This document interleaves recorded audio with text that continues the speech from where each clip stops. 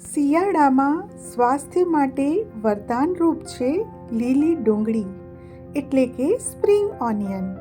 લીલી ડુંગળી ખાવામાં જેટલી સ્વાદિષ્ટ છે એટલી જ સ્વાસ્થ્યની દ્રષ્ટિએ પણ ફાયદાકારક અને પૌષ્ટિક છે.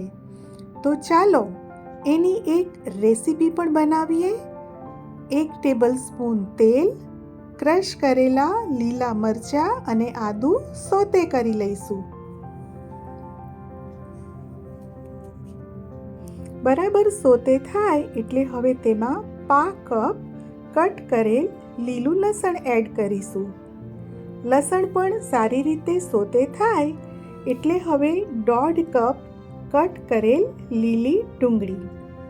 તમને થશે કે આ શું શાક બની રહ્યું છે? ના, આ લીલી ડુંગળીના આપણે થેપલા બનાવીએ છીએ. તો અહીંયા આ લીલી ડુંગળી લસણને સોતે કરી લઈએ એટલે સોફ્ટ થઈ જાય. વણવામાં પણ તકલીફ ના પડે આ થેપલા. બસ 2 થી 3 મિનિટમાં આની ક્વોન્ટિટી પણ અડધી થઈ જશે. જુઓ, આમાં કોઈ પણ પ્રકારના મસાલા નાખવાના નથી આપણે. હવે આપણે લોટ બાંધવાની તૈયારી કરીએ. 1 કપ ઘઉંનો લોટ લઈ લીધો છે. 2 ટેબલસ્પૂન રવો એડ કરીશું. એ થેપલામાં ક્રિસ્પીનેસ લાવશે.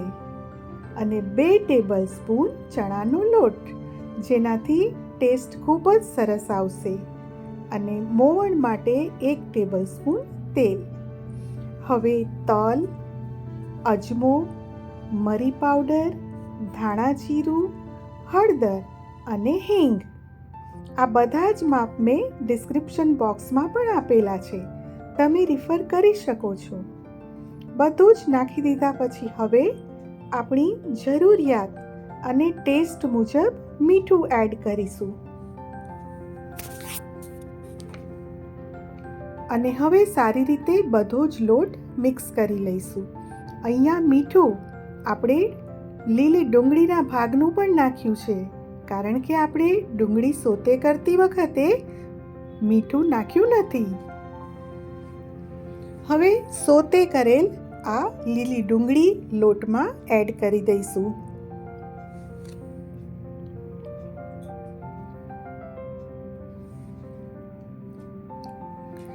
સારી રીતે બધું જ મિક્સ કરી લઈશું. અને આ જે લીલી ડુંગળી છે એ એકદમ ફ્રેશ જ લેવી.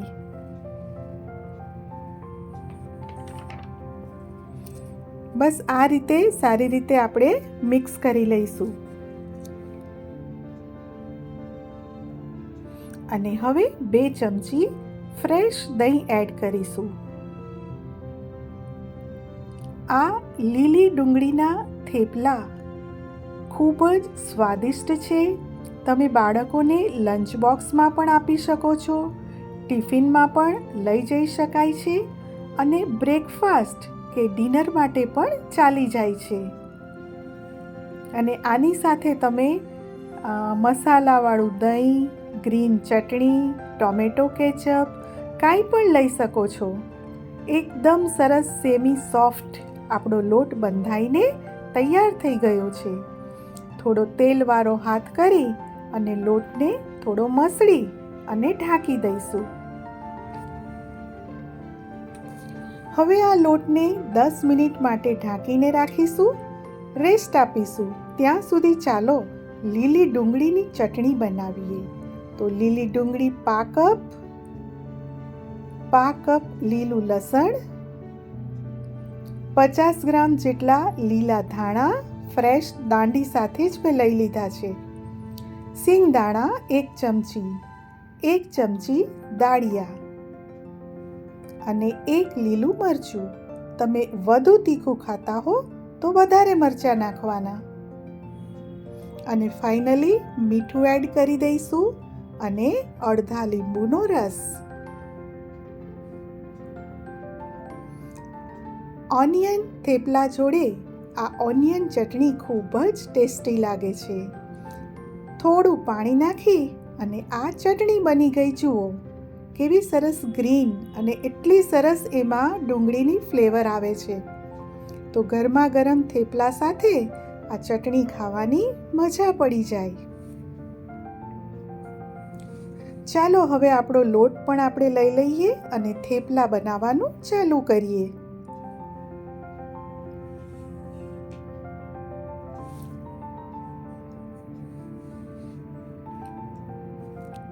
અહીંયા અટામણ માટે મેં ઘઉંનો લોટ તો લીધો જ છે ઝીણો, પણ સાથે હું થોડો રવો પણ લઈશ, જેનાથી દેખાવમાં પણ થેપલા સરસ લાગશે, ઉપર રવો દેખાય એટલે, અને આપણા થેપલા પોચા અને સરસ ક્રિસ્પી બનશે. તો આ રીતે થોડો રવો પણ હું ડસ્ટિંગ કરીશ. અને બસ આપણે જેમ થેપલા વણીએ એમ જ આને આપણે વણી લેવાના. તમારા ઘરમાં જો મોટા મોટા થેપલા બનતા હોય તો એવા બનાવવાના. હું અહીં મીડિયમ સાઇઝના થેપલા વણી રહી છું. મેં લોઢી પણ ગરમ મૂકી દીધી છે. તો ચાલો થેપલાને શેકી પણ લઈએ. થોડું તેલ મૂકી દીધું છે અને આપણે જે રીતે થેપલા શેકીએ એ જ રીતે બંને બાજુ તેલ મૂકી અને મીડિયમ ફ્લેમ પર હું શેકી રહી છું. આપણે મેથીના બનાવીએ, દૂધીના બનાવીએ, પણ શિયાળામાં આ લીલી ડુંગળીના થેપલા બનાવવાથી કંઈક ચેન્જ પણ આવે છે અને આ ગુણકારી પણ ખૂબ જ છે.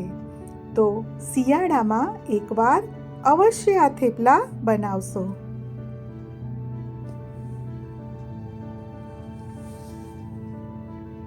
તો તૈયાર છે આપણા થેપલા, અને સાથે હું સર્વ કરું છું આપણે જે ગ્રીન ઓનિયનની ચટણી બનાવી એ. ફ્રેન્ડ્સ, આપને મારી આ ઓનિયન થેપલાની રેસીપી કેવી લાગી મને કોમેન્ટ કરીને જરૂરથી જણાવશો. અને આપ પણ આવા ફાયદાકારક અને પૌષ્ટિક થેપલા જરૂરથી બનાવશો. Thanks for watching.